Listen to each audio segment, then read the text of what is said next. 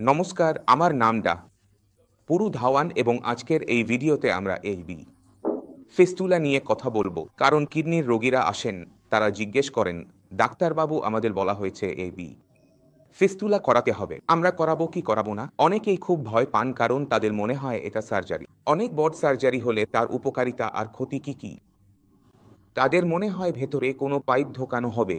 তাই কিডনি রোগীদের মনে অনেক রকম প্রশ্ন আসে।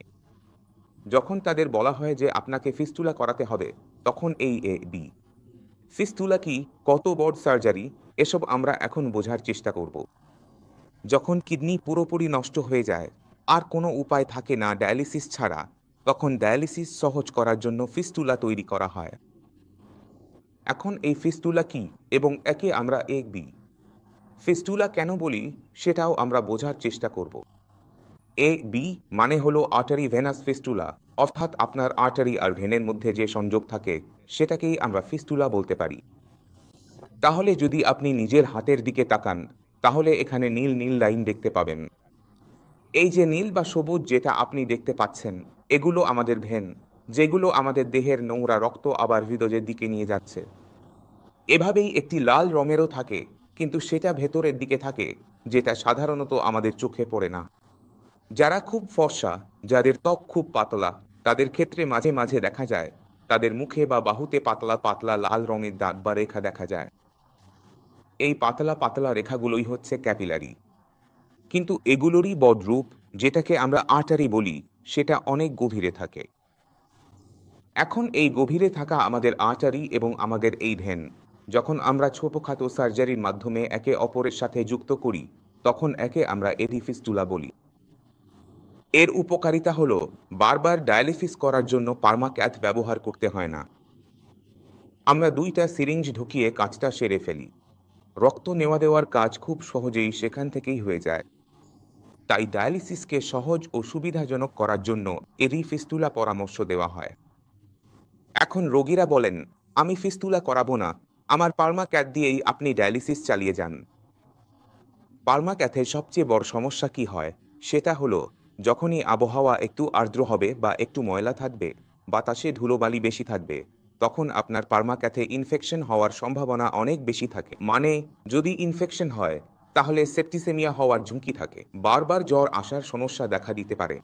এমনও হতে পারে যে নিনানাইনের জ্বর সবসময় লেগে থাকে, কারণ এটা শরীরে এক ধরনের ফরেন বডি হিসেবে কাজ করে, যার ফলে রোগীর সুস্থ হতে সমস্যা হয়। এটা সবার ক্ষেত্রে হয় না, কিছু কেসে হয়। তাই ডায়ালিসিসকে একটু সহজ করার জন্য ফিস্টুলা তৈরি করা হয়। ধরা যাক আজ এটা তৈরি করা হয়েছে, তাহলে এটি পরিপক্ক হতে 45 দিন সময় লাগে।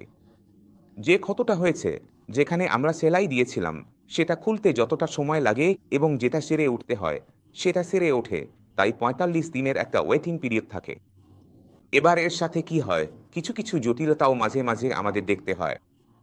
যেমন ফিস্টুলা তৈরি করলাম, কিন্তু শরীর যখন সেরে উঠল, তখন সেই ফিস্টুলা নিজে থেকেই বন্ধ হয়ে গেল। এগুলো ছোট ছোট জটিলতা। এখন মেয়েদের ক্ষেত্রে কি হয়, কারণ শরীর খুবই পাতলা হয়, তাই সেখানে আমাদের আর্টারি আর ভেন খুঁজে পেতে সমস্যা হতে শুরু করে। হয় আর্টারি আর ভেন মেলানোই যাচ্ছে না, অথবা ওগুলো এতটাই পাতলা যে সেগুলো সেলাই করা যায় না, একে অপরের সাথে জোড়া যায় না। বয়স্ক মানুষদের ক্ষেত্রে কি হয়, সামনে থেকে আপনি সেলাই করার চেষ্টা করলেই সেটা ফেটে যেতে শুরু করে, তাই সেখানেও ফিস্টুলা তৈরি করা যায় না। তাই এই ছোট ছোট জটিলতাগুলো দেখা যেতে পারে, কিন্তু এগুলো নিয়ে ভয় পাওয়ার কিছু নেই।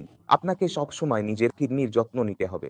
যদি আপনার কিডনি খারাপ হতে শুরু করেছে এবং ডাক্তার আপনাকে ফিস্টুলা করতে বলেছেন, আর যদি ক্রিয়েটিনিন লেভেল 10-এর ওপরে থাকে, তাহলে আপনি সেটা করিয়ে নিন। যদি আপনার ক্রিয়েটিনিন লেভেল 5, 6, 7-এর আশেপাশে থাকে, তাহলে আপনাকে পুরো চেষ্টা করতে হবে এই লেভেল যেন আর না বাড়ে। এখন ক্রিয়েটিনিন নিয়ে আপনাকে বুঝতে হবে যে এটা কখনোই নিজে নিজে বাড়ে না। কোনো না কোনো অন্য রোগ ছিল, যেটা আমাদের কিডনিকে ক্ষতি করেছে এবং যার কারণে কিডনি কাজ করা বন্ধ করে ক্রিয়েটিনিন ও ইউরিয়া বাড়াতে শুরু করেছে। আর এতে 80% ক্ষেত্রে কারণ কি পাওয়া যায়, হাই ব্লাড প্রেসার আর হাই সুগার লেভেলও। যদি আপনার জীবনে বিডিটি বা সুগার না থাকতো, তাহলে কিডনি নষ্ট হতো না। আর যদি আপনি আজ এই ভিডিওটা দেখছেন, আপনার বিডিপি বা সুগার বাড়া আছে, তাহলে এটাই হবে আপনার ডায়ালিসিসের সবচেয়ে বড় কারণ। তাহলে যদি আমরা চাই আমাদের কিডনি নষ্ট না হোক, তাহলে আমাদের রোগের মূল শিকড়ে গিয়ে কাজ করতে হবে। আর কিডনি ফেলিউরের কেসগুলোর মধ্যে 80% ক্ষেত্রে মূল কারণ কি? বিডিপি আর সুগার। তাহলে আজই নিজের বিডিপি চেক করুন, সুগার টেস্ট করুন এবং নিশ্চিত করুন যে সেটা নরমাল লেভেলে আছে। আপনাকে যে কোনো মূল্যে নিজের বিডিপি, সুগার নিয়ন্ত্রণে আনতেই হবে। এখন রোগী বলে, ডাক্তার সাহেব, আপনি আমাকে যা যা পরহেজ বলবেন আমি সব কিছুই মেনে চলব। পরহেজ একজন কিডনি ফেলিউর রোগীর জন্য জরুরি, কিন্তু অতিরিক্ত পরহেজ করলে রোগীর শরীর খারাপ হতে শুরু করে। শরীরে শক্তি থাকে না কারণ রোগী কিছুই খাচ্ছে না। রুটি, সবজি অল্প অল্প খাচ্ছে, ক্ষুধাও কম লাগছে। শরীর দুর্বল হয়ে যাচ্ছে। যখন শরীর দুর্বল হয়ে যায় তখন শরীরের ভেতরের সব অঙ্গ প্রত্যঙ্গ দুর্বল হতে শুরু করে। সেটা আপনার ফুসফুস হোক, আপনার হার্ট হোক, আপনার কিডনি থাকুক বা না থাকুক। কারণ আপনি যে খাবার খাচ্ছেন সেই খাবারই কিডনিতেও যাচ্ছে। যদি আপনার শরীর খাবার না পায় তাহলে আপনার কিডনিও খাবার পাবে না।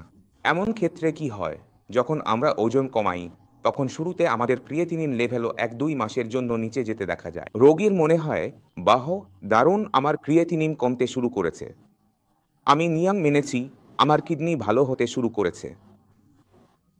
কিন্তু 2 মাস কেটে গেলে শরীরে এত দুর্বলতা চলে আসে যে তখন কিডনির কাছে কাজ করার মতো শক্তি আর থাকে না, তাই ক্রিয়েটিনিন লেভেল তখন দ্রুত বাড়তে শুরু করে। শরীরে যে প্রোটিন ছিল তা শেষ হয়ে গেছে। পায়ে ফোলা আসতে শুরু করে। যদি আপনার বয়স 40 হয় তাহলে পরের 40 বছরের জন্য আপনাকে পরিকল্পনা করতে হবে। আপনাকে 1-2 মাসের পরিকল্পনা নয়, দীর্ঘমেয়াদী পরিকল্পনা করতে হবে। আপনাকে এমন কাজ করতে হবে যা আপনি পরে 40 বছর ধরে করতে পারেন। তাই খাওয়া দাওয়ায় কিছু জিনিস বন্ধ হয়ে যাবে। টক জাতীয় খাবার বন্ধ হয়ে যাবে, গুঁড়ো বন্ধ হয়ে যাবে, সেন্ধা লবণও হয়তো বন্ধ হয়ে যেতে পারে। কিন্তু রুটি, সবজি তো যেভাবেই হোক খেতেই হবে, যে কোনো মূল্যে। যদি আপনি রুটি, সবজি খাওয়াও ছেড়ে দেন বা খুব কম খান বা সীমিত কিছু সবজি খান বা দিনে 2 বার খাচ্ছেন, তাও এক একটা রুটি খাচ্ছেন, যদি আপনি এমন ডায়েট অনুসরণ করেন তাহলে আপনাকে সুস্থ রাখা, আপনার ডায়ালিসিস থামানো অসম্ভব হয়ে পড়ে। তাই আপনাকে বুঝতে হবে যে বিপিএইচ নিয়ন্ত্রণ করে আপনাকে আপনার শরীরকে শক্তি দিতে হবে, দুর্বল করা যাবে না। ওজন বাড়াবেন না, আবার ওজন কমাবেনও না। কারণ আপনি যদি ওজন কমান তাহলে আপনার অবস্থা দিন দিন খারাপ হবে, জটিলতা বাড়বে, হাসপাতালের চক্করও বাড়বে। তাই আপনাকে আপনার শরীরকে শক্তি দিতে হবে, আপনার অঙ্গগুলোকে শক্তি দিতে হবে। যখন আপনি খাবার থেকে, ওষুধ থেকে তাকে শক্তি দেন তখন কিডনির মাত্রা আপনার কমে যায়। আমি নিজেই আপনাকে রিপোর্ট দেখাবো। আপনি রিপোর্ট দেখুন, নিজেই সব বুঝে যাবেন। রোগীর সাথে দেখা করুন, নিজেই বুঝে যাবেন যে এটা এত কঠিন কাজ।